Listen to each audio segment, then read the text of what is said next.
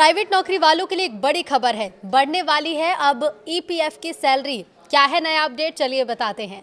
नमस्कार, न्यूज़ 18 का digital platform आप देख रहे हैं और मैं हूं रितु सिंह। सुप्रीम कोर्ट ने केंद्र सरकार को सैलरी लिमिट 15,000 से बढ़ाने पर 4 महीने में फैसला लेने का निर्देश दिया है। कोर्ट ने माना है कि बढ़ती महंगाई और न्यूनतम वेतन के बीच पुरानी सीमा बेमानी है। अगर सरकार ये बदलाव करती है तो लाखों कर्मचारियों की पेंशन और सोशल सिक्योरिटी का दायरा मजबूत होगा। तो अगर आप नौकरी पेशा हैं तो पिछले 1 दशक में आपने अपनी सैलरी, घर का किराया और बाजार के भाव सबको बढ़ते देखा होगा।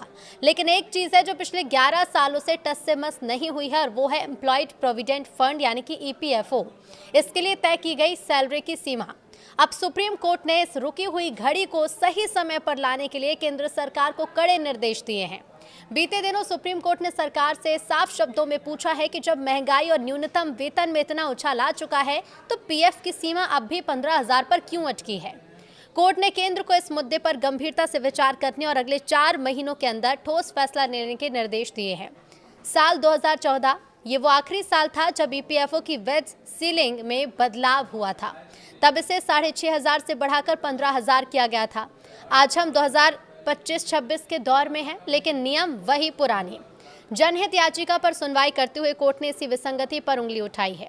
दलील ये दी गई है कि आज के दौर में कई राज्य और सेक्टर्स में न्यूनतम वेतन ही 15,000 से ऊपर चला गया।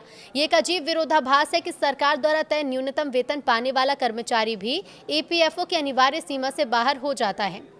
ईपीएफओ का मूल उद्देश्य रिटायरमेंट, पेंशन और बीमा जैसी सामाजिक सुरक्षा देना था, लेकिन ये सीमा अब सुरक्षा चक्र की बजाय एक बैरियर बन गई है। कोर्ट का मानना है कि पिछले 11 सालों में कोई संशोधन न होना गंभीर चिंता का विषय है। अब ऐसा नहीं है कि सरकार को इस समस्या की भनक नहीं है। हकीकत तो ये है कि ईपीएफओ के गलियारों में ये चर्चा लंबे समय से गर्म है। साल 2022 में ही ईपीएफओ की एक सब कमेटी ने सैलरी लिमिट बढ़ाने की सिफारिश की थी। यहाँ तक कि सेंट्रल बोर्ड ऑफ ट्रस्टीज ने भी इस प्रस्ताव पर अपनी मुहर लगा दी थी। इसके बावजूद फाइल आगे क्यों नहीं बढ़ी? तो कोर्ट ने याचिकाकर्ता को निर्देश दिए हैं कि वो 2 सप्ताह के भीतर सरकार को एक प्रेजेंटेशन सौंपे। इसके आधार पर सरकार को तय समय सीमा में अंतिम निर्णय लेना होगा। यानी जो फैसला ठंडे बस्ते में था उसे अब कोर्ट के आदेश के बाद फास्ट ट्रैक पर आना पड़ सकता है। अब ऐसे में सवाल यह है कि अगर सरकार कोर्ट की बात मान लेती है तो आपके लिए इसमें क्या बदलेगा?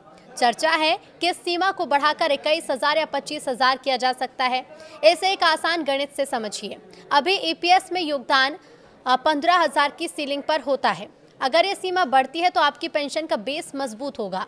उदाहरण के लिए अगर सीमा 25,000 होती है तो पेंशन फंड में हर महीने का योगदान 1,250 से बढ़कर 2,083 तक पहुंच सकता है। यानी साल भर में आपके पेंशन खाते में करीब 10,000 रुपए ज्यादा जमा होंगे। सरकार इसे ईपीएफओ 3.0 के विजन के साथ देख रही है, जिसका मकसद ज्यादा से ज्यादा कर्मचारियों को सोशल सिक्योरिटी के दायरे में लाना है। हालांकि इसका दूसरा पहलू ये भी है कि कंपनियों पर आर्थिक बोझ बढ़ेगा, क्योंकि पेंशन का योगदान उन्हें ही देना होता है।